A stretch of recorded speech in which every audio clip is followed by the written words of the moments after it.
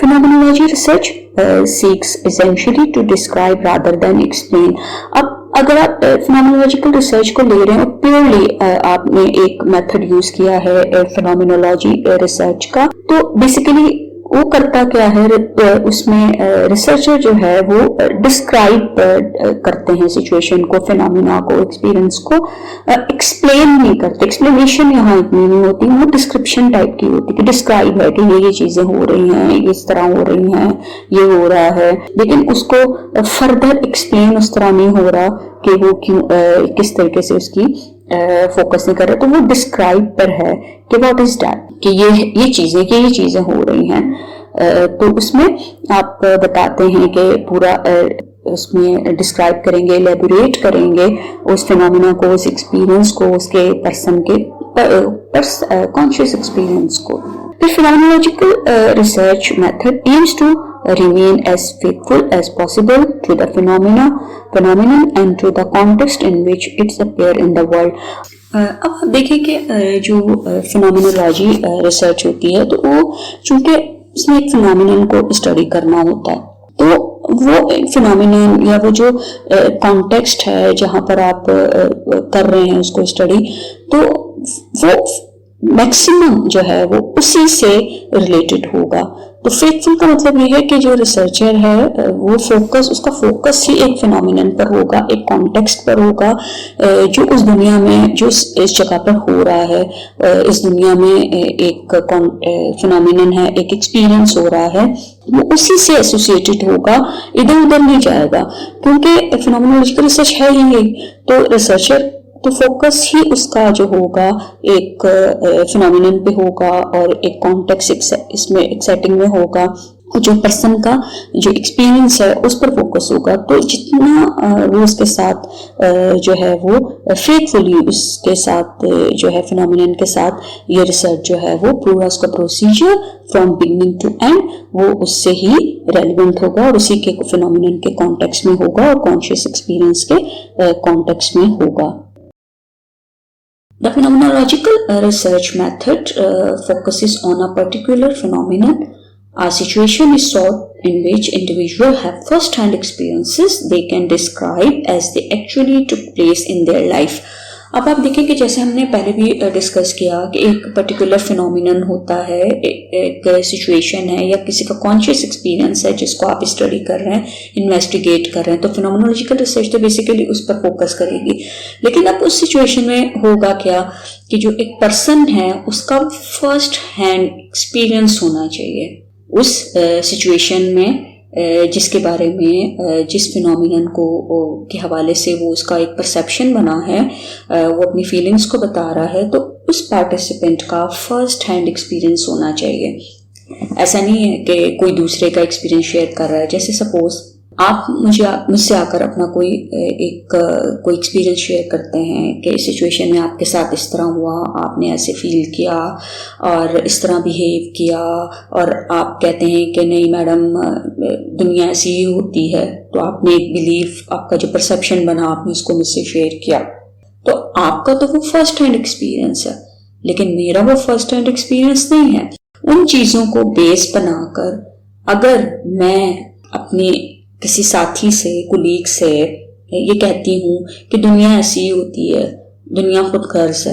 खुदगर्जी होती है, कि देखे ना अभी एक स्टूडेंट थी, उसने मुझसे आकर इस तरह अपना एक्सपीरियंस शेयर किया और मुझे लगा कि देखो वाकई उसके साथ लोगों ने जो है बहुत सेल्फिश जो एक लोग हैं उसके सराउंडिंग में हैं, तो देखें दुनिया होती ऐसी है, एक्सपीरियंस है। अब ये जो मैं कह रही हूँ मेरा फर्स्ट हैंड एक्सपीरियंस नहीं है, मैं जो कुछ भी इंटरप्रेट कर रही हूँ, मैंने जो भी अपना एक परसेप्शन दुनिया के हवाले से मैं इसको एक्सप्लेन कर रही हूँ, that is based on your personal experience. तो मैं उसको बेस बनाकर अपने अपना परसेप्शन बता रही हूँ, अपना एक बिलीफ जो मेरा दुनिया के हवाले से, लोगों के हवाले से मैं उसको डिस्क्राइब कर रही हूँ in front of someone else. तो वो सपोज अगर मेरी वो साथी, मेरी कोलीग जो है वो रिसर्च कर रही हैं, फिनोमिनोलॉजी रिसर्च करती हैं, तो वो मेरे उस बात को, मेरी जजमेंट को या मेरा जो परसेप्शन है वो उस पर फोकस नहीं करेंगे। क्यों? क्योंकि उनको जो ऐसे पार्टिसिपेंट्स चाहिए होंगे जिन्होंने वाकई ही अपनी लाइफ में इस तरह का इशू फेस किया है, एक्सपीरियंस किया है चीज़ों को,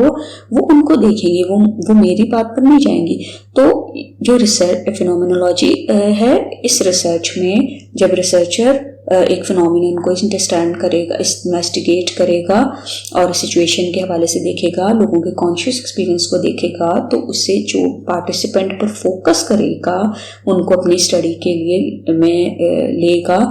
उन पर उसके जो पार्टिसिपेंट्स होंगे स्टडी के, उनका वो फर्स्ट हैंड एक्सपीरियंस होना चाहिए। तो अगर मेरी कोलीग जो है वो रिसर्च फिनोमिनोलॉजी पर करती हैं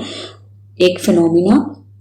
तो अगर आप उस पर फिट आते हैं, तो आपने अगर वो एक्सपीरियंस आपका पर्सनल एक्सपीरियंस है, then you will be the part of that research. तो आपका फर्स्ट हैंड एक्सपीरियंस है, but I can't be the part of that study, क्योंकि मेरा फर्स्ट हैंड एक्सपीरियंस नहीं है। तो मैं तो जो परसेप्शन दे रही हूँ, मैं जो उस हवाले से मैं अपना जो मेरा एक बिलीव है वो मेरे पर्सनल एक्सपीरियंस पर बेस नहीं कर रहा है, वो तो मैंने सिर्फ आपकी बात को सुना और उसको आगे डिस्क्राइब किया। तो फिनोमिनोलॉजी रिसर्च में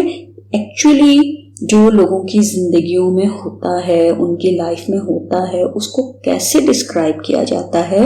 ये वो पर्सन ही बताएगा जिसको अपनी जिंदगी में उस तरह का कोई एक्सपीरियंस हुआ है and he is aware of that experience. तो वो उस फिनोमिनन को, उस चीज को, सिचुएशन को ज्यादा अच्छे तरीके से डिस्क्राइब कर सकता है। फिर the aim of phenomenology is to capture as closely as possible the way in which the phenomenon is experienced within the context in which the experience take place। तो अब आप देखें कि जो इसका एम ही यही है कि ये उन सारे तरीकों से उस फिनोमिनन को स्टडी करेगा जो लोगों, जिस कॉन्टेक्स्ट में, उस किसी सिचुएशन में वो वाकई चीज़ एक्सपीरियंस्ड हुई है, वो वाकई चीज़ हुई है, हो रही है, हुई है, और उसको जितना क्लोजली वो उसको कैप्चर करेगा, उसको स्टडी करेगा और उसको उन चीज़ों को जो है वो डाटा कलेक्शन के दौरान उन एक्सपीरियंसेस पर फोकस किया जाएगा जो वाकई हैं और उस फिनोमिना से रिलेटेड, और उसको बहुत अच्छे तरीके से जो है वो सारे तरीके जो यूज़ होंगे, जो प्रोसीजर वगैरह भी यूज़ होंगे डाटा कलेक्शन के भी, तो उनका भी एम यही है तमाम प्रोसीजर्स यूज़ करने का, डाटा कलेक्शन टेक्निक यूज़ करने का, कि आपने उस एक्सपीरियंस्ड होने वाले फिनोमिनन को स्टडी करना, उस पर फोकस करना है। Phenomenology seeks psychological meanings that constitute the phenomenon through investigating and analyzing lived examples of the phenomenon within the context of the participants' lives। अब इसमें देखें कि बेसिकली होता क्या है कि एक फिनोमिनन को स्टडी किया जा रहा है, तो उसकी साइकोलॉजिकल मीनिंग को फाइंड आउट किया जाता है, इन्वेस्टिगेट किया जाता है कि साइकोलॉजिकली आप वो जो फिनोमिनन है, वो जो एक्सपीरियंस है, उसको आप किस तरह साइकोलॉजिकली आप उसको इंटरप्रेट करेंगे। अब साइकोलॉजी होती क्या है? That is the study of human mind and behaviour. आप एक पर्सन को, ह्यूमन बीइंग को अंडरस्टैंड करते हैं। तो फिनोमिनोलॉजी में भी तो यही हो रहा होता है ना कि आप एक पर्सन के कॉन्शियस एक्सपीरियंस को अंडरस्टैंड कर रहे होते हैं, उसके एक फिनोमिनन को, और उस फिनोमिनन से रिलेटेड एक पर्सन के उसका परसेप्शन क्या है, उसकी थिंकिंग क्या है, उसके बिलीव्स क्या हैं, वो उससे फील क्या करता है, और यही सारी चीजें, फीलिंग, थिंकिंग, इमोशंस, उस परसेप्शंस, आप साइकोलॉजी में भी तो अंडरस्टैंड करते हैं। इन्हीं चीज कॉन्सेप्ट्स को साइकोलॉजी में पढ़ रहे होते हैं और फ्रॉम द डे फर्स्ट हम पढ़ते हैं। तो ये जो फिनोमिनन है उसकी बेसिकली आप एक एक तरीके से आप उसकी साइकोलॉजिकल मीनिंग को फाइंड आउट करते हैं, और वो जो फिनोमिनन है उसको क्या चीजें ये बनाती हैं, यही सारे कॉन्सेप्ट जो हैं वो एक फिनोमिनन को बनाने में जो है रोल प्ले करते हैं। अब आप उस फिनोमिनन को इन्वेस्टिगेट जब कर रहे होते हैं तो बेसिकली उसकी इन्वेस्टिगेशन और उसके एनालिसिस को लेकर जब आप चलते हैं तो आप एक कॉन्टेक्स्ट में होने वाले एक फिनोमिनन को तो स्टडी करते हैं, लेकिन उसमें आप एग्जांपल्स कौन सी लेते हैं, एक रियल लाइफ एग्जांपल्स पे फोकस करते हैं। जो पार्टिसिपेंट है उसकी जिंदगी पर फोकस कर रहे हैं, उसकी लाइफ पे फोकस कर रहे हैं, उसका जो रियल एक्सपीरियंस है आप उस पर फोकस कर रहे हैं। तो फिनोमिनोलॉजी में आप जो रियल जो एग्जांपल्स हैं पार्टिसिपेंट की जो लाइफ है उसकी जो लाइफ एग्जांपल्स हैं आप उनको एनालाइज करते हैं, उनको इन्वेस्टिगेट कर रहे होते हैं in order to understand the phenomena. तो उससे एसोसिएटेड जो उसकी जो साइकोलॉजिकल मीनिंग होती है, उसमें जो साइकोलॉजिकल जो कॉन्सेप्ट्स इन्वॉल्व हैं, तो बेसिकली आप उनको भी इनडायरेक्ट वे में आप उसी पर जो है उसी को एलेबोरेट कर रहे होते हैं। फिर the capacity to live through events or respond to different situation greatly exceeds the capacity to know exactly what we do or why we do। अब एक इवेंट है उसके साथ आप कैसे चलते हैं, उसके साथ आप डील कैसे करते हैं, ये भी इसके लिए भी एक जो है ये आपकी कैपेसिटी को बता रहा होता है कि आप कितने कैपेबल हैं और आपके अंदर कितनी पोटेंशियल्स हैं, आपके अंदर कितनी ऐसी सलाहियत है कि आप एक इवेंट के साथ चलते हैं, उसको एक्सपीरियंस कर रहे हैं एक फिनोमिना को, और जो डिफरेंट सिचुएशंस आपको फेस करने को मिल रही हैं रियल लाइफ में, how do you respond toward दो सिचुएशंस। अब ये जो कैपेसिटी है ये बेसिकली उस कैपेसिटी से ज्यादा होती है जो हमें पता होता है कि हम क्या करते हैं, हम क्यों करते हैं, किस लिए करते हैं। तो अगर मुझे पता है कि मैं क्या करती हूँ, क्यों करती हूँ, किस लिए करती हूँ, तो मैं उस हवाले से अगर अवेयर भी हूँ, मेरी वो कैपेसिटी है कि मेरे अंदर कितनी सलाहियत है कि मैं जानती हूँ, मुझे मालूम होता है कि मैं ये करती हूँ, ये नहीं करती, क्यों करती हूँ। तो वो जो कैपेसिटी है जो डिफरेंट सिचुएशंस में आप डील करते हैं वो डेफिनेटली उस कैपेसिटी से ज्यादा होती है और उस पर ज्यादा इसका जो है वो फोकस होता है कि आप एक इवेंट के साथ कैसे चलते हैं, रिस्पॉन्ड कैसे करते हैं। तो उस कैपेसिटी पर फोकस जो है वो ज़ाहिर है वो एक्सीड कर जाता है और उस पर जो है वो ज्यादा जो है वो फोकस रहता है। अब ये जो स्टडी है phenomenology, it starts from a perspective free from hypothesis और प्रीकंसेप्शन। अब यहाँ पर आप जो हैं वो पहले एक एंगल बनाकर या पहले एक पर्सपेक्टिव को लेकर नहीं चलते हैं कि जैसे आप क्वांटिटेटिव स्टडी में भी ऐसा होता है ना कि आप एक एजम्पशन को एक हाइपोथेसिस बनाते हैं और आप कंसीव करते हैं एक चीज को, एक आइडिया को कंसीव करते हैं, आपका एक कॉन्सेप्ट होता है कि ये चीज ऐसे होती है और फिर आप उसको लेकर प्रूव करते हैं। तो यहाँ पर उससे नहीं होता, यहाँ पर तो जब आप उस चीज को स्टडी करेंगे, क्योंकि आप डिस्क्रिप्शन की बात कर रहे हैं ना, तो डिस्क्रिप्शन में क्या होगा कि आप उससे जब आप स्टार्ट करेंगे तो आप एक पर्सपेक्टिव या एक हाइपोथेसिस या एक वो प्री कंसेप्शन को लेकर नहीं चलेंगे कि हाँ ये चीज ऐसे ही होती है। आपने तो पर्सन के एक्सपीरियंस से उन चीजों को, फिनोमिनन को अंडरस्टैंड करना है कि वो उसको कैसे लेते हैं। जैसे सपोज अगर आप डॉटर इन लॉ है, अगर एक ऐसी फीमेल पर आप स्टडी करते हैं, करना चाहते हैं कि जिनको इन लॉज के साथ, ससुराल वालों के साथ कोई इश्यूज रहते हैं या ससुराल के किसी स्पेसिफिक पर्सन से होता है, क्योंकि ये हमारे कल्चर में भी ये चीज है। अब अगर उस मैरिटल लाइफ या उसकी जो इन लॉज के साथ जो उसकी डीलिंग है या उसके जो एक्सपीरियंसेस हैं, अगर आप उस पर फोकस करते हैं तो आप पहले ये नहीं सोच के हाइपोथेसिस फ्रेम करके जाएंगे कि जो फीमेल होती हैं अगर वो कॉन्फ्लिक्ट होता है उसकी वजह से वो डिस्टर्ब रहती हैं या वो उस चीज को बहुत ज्यादा फील करती हैं या उस वजह से उनकी मेंटल हेल्थ, उस एक्सपीरियंस की वजह से जो है उनकी मेंटल हेल्थ जो है वो खराब होती है, मजीद डिटोरेट होती है, या आप